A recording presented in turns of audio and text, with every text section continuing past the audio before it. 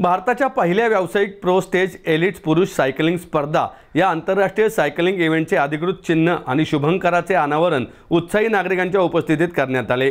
यासोबतच Pune grand tour 2026 या भारतातील पहिल्या जागतिक पातळीच्या सायकलिंग स्पर्धेची घोषणाही करण्यात आली आहे। पुणे ग्रँड टूर ही स्पर्धा 2028 मध्ये होणाऱ्या उन्हाळी ऑलिम्पिकसाठी पात्रता फेरी म्हणून स्वीकारली जाणार आहे। या अंतर्गत आंतरराष्ट्रीय खेळाडूंना 19 ते 23 जानेवारी 2026 दरम्यान आयोजित 5 दिवसीय अनेक टप्प्यांची शर्यत पूर्ण करून महत्त्वाचे रेस पॉइंट्स मिळवण्याची संधी मिळणार आहे। या प्रसंगी महाराष्ट्राचे मुख्यमंत्री देवेंद्र फडणवीस आणि उपमुख्यमंत्री व पालकमंत्री अजित पवार यांच्या उपस्थितीत सायकलिंग फेडरेशन ऑफ इंडिया, क्रीडा युवक कल्याण विभाग आणि पुणे जिल्हा प्रशासन यांनी एकत्रितपणे महाराष्ट्रात आणि भारतात सायकलिंग क्रांती घडवण्याची वचनबद्धता व्यक्त केली। UCIच्या वार्षिक कॅलेंडरमधील एलिट इव्हेंट म्हणून वर्गीकृत असलेली पुणे ग्रँड टूर ही भारतासाठी जागतिक क्रीडा मंचावर सहभागी होण्याची ऐतिहासिक घटना आहे। 437 किलोमीटरच्या मार्गावर आधारित ही स्पर्धा पुणे जिल्ह्याच्या शहरी भाग, डोंगराळ परिसर आणि ग्रामीण रस्त्यांचा संगम दाखवणारा एक भव्य अनुभव आहे। या प्रसंगी मुख्यमंत्री देवेंद्र फडणवीस म्हणाले, भारतातील पहिल्या UCI 2.2 आंतरराष्ट्रीय सायकलिंग स्पर्धेचे आयोजन पुण्यात होत आहे, ही आपल्या सर्वांसाठी एक ऐतिहासिक घटना आहे। पुणे ग्रँड टूर हे महाराष्ट्राच्या क्रीडा दृष्टिकोनाचे प्रतीक आहे। आमचा उद्देश क्रीडा क्षेत्रासाठी आवश्यक पायाभूत सुविधा विकसित करणे आणि सायकलिंग सारख्या खेळांना नवसंजीवनी देणे आहे। या उपक्रमातून भारतातील तरुण सायकलपटूंना प्रोत्साहन मिळेल आणि आपल्या नव्या राष्ट्रीय सायकलपटूंची निर्मिती होईल। या प्रसंगी उपमुख्यमंत्री अजित पवार म्हणाले की सायकलिंग हा केवळ एक खेळ नाही, ती एक जागतिक चळवळ आहे। मात्र भारत अद्याप या जागतिक समुदायाचा भाग झालेला नाही। त्यामुळे आजचा दिवस केवळ पुण्यासाठीच नाही तर महाराष्ट्र आणि भारतासाठीही ऐतिहासिक आहे। आज आपण जगातील सायकलिंग समुदायात सामील होण्याच्या उद्देशाने पहिले पाऊल टाकले असल्याचं त्यांनी सांगितलं। भारत हा जगातील सर्वात तरुण देश आहे आणि एक आर्थिक महासत्ता बनण्याच्या दिशेने वाटचाल करीत आहे। त्यामुळे आपल्या क्रीडा क्षमतेचे दर्शन घडवण्याची हीच योग्य वेळ आहे।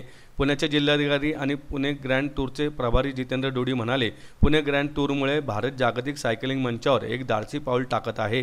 भारतातील तरुणांना व्यावसायिक सायकलिंगकडे वळवणे आणि या देशात सायकलिंगला नव्या पातळीवर नेणे हा आमचा उद्देश असल्याचं त्यांनी सांगितलं। नाही, पण सर्रास पुणे आणि सायकल हे एक वेगळ्या प्रकारचं नातं हे अनेक वर्ष आपण सगळ्यांनी अनुभवलेलं आहे। पुण्याला पूर्वी सायकलचं शहर म्हणून देखील ओळखलं जायचं। सायकलचं एकंदरीतच फार जुनं नातं हे आपल्या पुण्याला मिळालेलं आहे आणि काळाच्या योगात आता ती ओळख बदलत गेलेली ही वस्तुस्थिती आपल्याला मान्यच करावं लागेल। आताचं पुणे हे दुचाकीचं शहर म्हणून पुढे आलं असो हा काळाचा महिमा असतो। मात्र आपण पुण्यातील सार्वजनिक वाहतूक व्यवस्था सुधारण्यासाठी देखील अनेक प्रकारचे उपक्रम राबवतो। दोन्ही CP आणि SP पण इथं आहेत आणि त्यामुळे आता पुणेकर सार्वजनिक वाहतूक व्यवस्थेत फार मोठ्या प्रमाणामध्ये त्यामध्ये वापर करतील असं मला वाटतं। दुचाकीचा वापर जरी कमी करतील अशी अपेक्षा आपण या निमित्तानं करूया। आपण हा जो काही इव्हेंट घेतोय यातनं आपल्याहीकडे सायकलिंगच्या संदर्भात एक मोठ्या प्रमाणात त्याचं प्रमोशन होईल। आपण पाहतो अनेक ठिकाणी अनेक देशांमध्ये लोक आपली सायकल घेऊन येतात आणि तिथल्या मेट्रोमध्ये आपली सायकल चालवतात। मेट्रोने आपल्या गंतव्याला जातात, तिथे सायकल उतरवतात आणि सायकलने पुढचा प्रवास करतात। आणि हे कोणी साधारण लोक नसतात, हे अनेक लोक मोठ्या मोठ्या कंपनीमध्ये काम करणारे आणि अतिशय प्रथितयश लोक देखील त्यामध्ये असतात। त्यामुळे मला असं वाटतं की हा जो काही एक सायकलिंगचा एक महत्त्व आहे हे पुन्हा एकदा आपल्याकडे अधोरेखित केलं पाहिजे। आपल्या देशामध्ये अनेक लोकांचा उल्लेख आपल्याला या ठिकाणी करता येईल। निरुपमा भावे यांचा उल्लेख आवर्जून केला पाहिजे। त्यांचं वय 77 आहे आणि त्यांनी आपला 70वा वाढदिवस पुणे ते कन्याकुमारी सायकलिंग करून त्या ठिकाणी साजरा केला।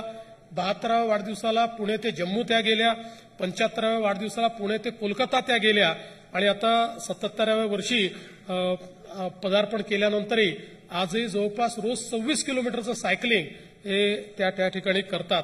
त्यामुळे प्रीती मस्के असतील, अहिल्यानगरच्या प्रणिती सोमण असतील, छत्रपती संभाजीनगरचा छोटा सायकलपटू भारत सोनवणे असेल, जळगावची आकांक्षा मेत्री असतील, कोल्हापूरची पूजा दानोळे असेल, या सगळ्यांनी खूप मोठ्या प्रमाणात आंतरराष्ट्रीय स्तरावर देखील पदकं प्राप्त केली।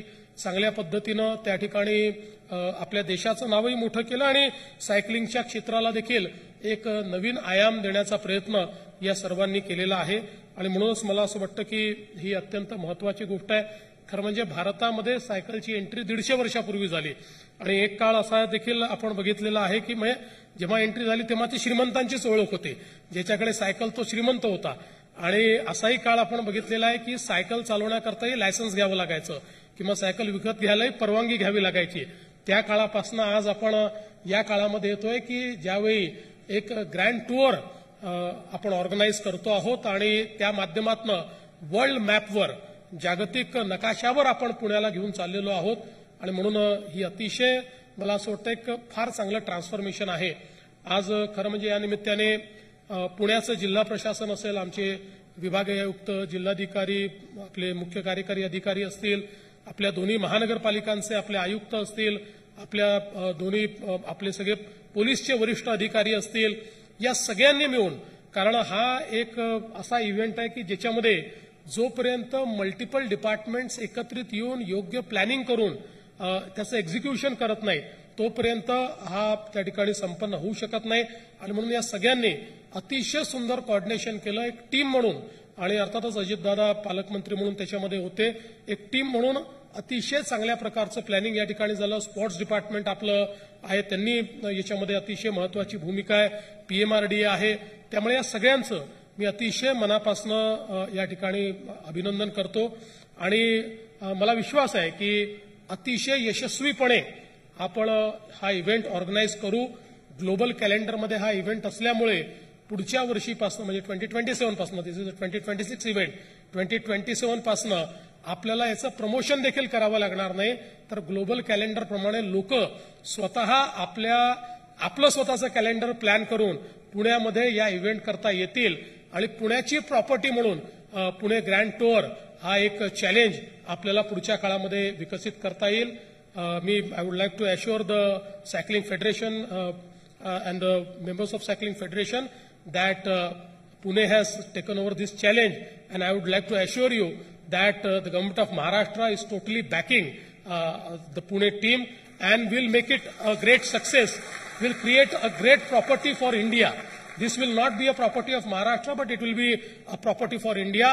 So I actually wish this Bajaj Pune Grand Tour a grand success. मी पुन्हा एकदा सगळ्यांचं